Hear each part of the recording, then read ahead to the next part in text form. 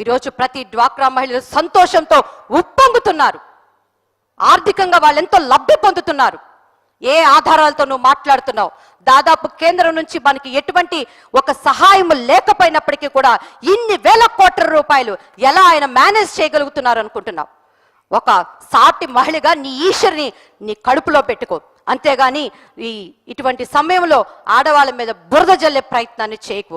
ఎందుకంటే తెలుగు ఆడప్రజలు అమాయకులు కాదు. నీ నగరి ప్రాంతంలోనే ఈ చెక్కులు తీసుకునేటువంటి ఆడవాళ్ళు ఉన్నారు. ఒక్క మహిళను వచ్చి ఆ చెక్కులు చెల్లనప్పుడు వచ్చి కంప్లైంట్ చేయమను, దానికి మేము సంజాయిషి చెప్పుకుంటాం. ఎక్కడ అవినీతి ఉంటే, ఎక్కడ అన్యాయం ఉంటే దానిని వెంటనే క్లియర్ చేయడానికి సిద్ధంగా ఉన్నటువంటి పార్టీ నాయకుడు మా చంద్రబాబు నాయుడు గారు.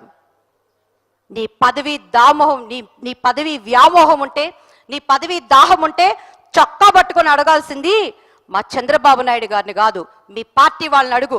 వైఎస్ఆర్ రాజశేఖర రెడ్డి హయాంలో కేవలం 256 కోట్లు మాత్రమే ప్రభుత్వం డ్వాక్రా మహిళకి ఇచ్చింది.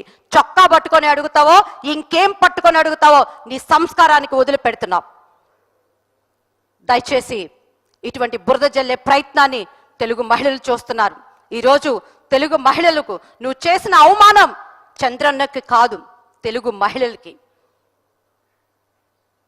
కాబట్టి ఇటువంటి తప్పుడు ప్రచారాలని జనాలు నమ్మే పరిస్థితిలో లేరు.